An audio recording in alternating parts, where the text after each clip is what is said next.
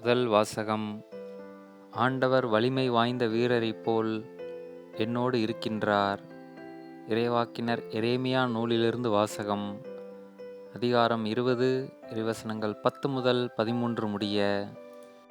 அந்நாட்களில் எரேமியா கூறியது: சுற்றிலும் ஒரே திகில் என்று பலரும் பேசிக்கொள்கின்றார்கள். பழி சுமத்துங்கள், வாருங்கள், அவன் மேல் பழி சுமத்துவோம் என்கிறார்கள். என் நண்பர்கள் கூட என் வீழ்ச்சிக்காக காத்திருக்கிறார்கள்.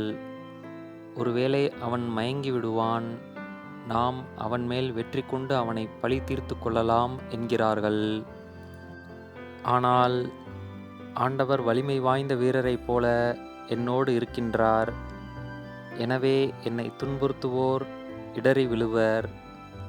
அவர்கள் வெற்றி கொள்ள மாட்டார்கள். அவர்கள் விவேகத்தோடு செயல்படவில்லை. அவர்களின் அவமானம் என்றும் நிலைத்திருக்கும்.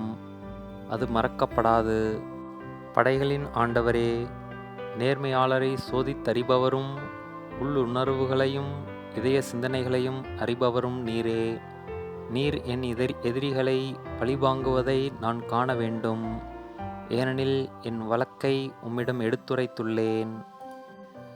ஆண்டவருக்கு புகழ் பாடுங்கள், அவரை புகழ்ந்தேத்துங்கள். ஏனெனில் அவர் வறியோரின் உயிரை தீயோரின் பிடியினின்று விடுவித்தார். இது ஆண்டவரின் அருள்வாக்கு. இறைவா, உமக்கு நன்றி. நற்செய்தி வாசகம். இயேசுவை பிடிக்க முயன்றார்கள். ஆனால் அவர்கள் கையில் அகப்படாமல் அவர் அங்கிருந்து சென்றார். யோவான் எழுதிய தூய நற்செய்தியிலிருந்து வாசகம். அதிகாரம் 10, இறைவசனங்கள் 31 முதல் 42 முடிய. அக்காலத்தில் இயேசுவின் மேல் எறிய யூதர்கள் மீண்டும் கற்களை எடுத்தனர். இயேசு அவர்களை பார்த்து, தந்தையின் சொற்படி பல நற்செயல்களை உங்கள் முன் செய்து காட்டியிருக்கிறேன். அவற்றுள் எச்செயலுக்காக என்மேல் கல்லெறிய பார்க்கிறீர்கள் என்று கேட்டார். யூதர்கள் மறுமொழியாக, நற்செயல்களுக்காக அல்ல, இறைவனை பழித்துரைத்ததற்காகவே உன்மேல் கல்லெறிகிறோம். ஏனெனில் மனிதனாகிய நீ உன்னையே கடவுளாக்கிக் கொள்கிறாய் என்றார்கள். இயேசு அவர்களை பார்த்து, நீங்கள் தெய்வங்கள் என நான் கூறினேன் என்று உங்கள் மறைநூலில் எழுதியுள்ளதல்லவா?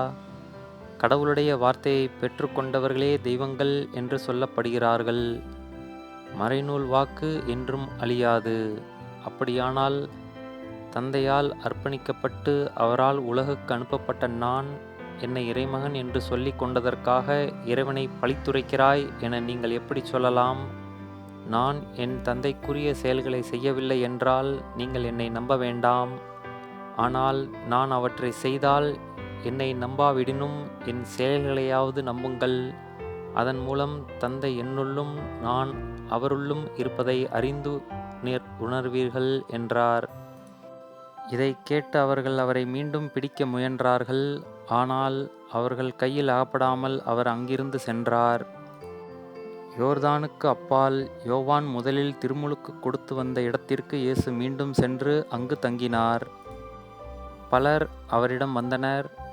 அவர்கள் யோவான் அரும் அடையாளம் எதையும் செய்யவில்லை, ஆனால் அவர் இவரை பற்றி சொன்னதெல்லாம் உண்மையாயிற்று என பேசிக்கொண்டனர்.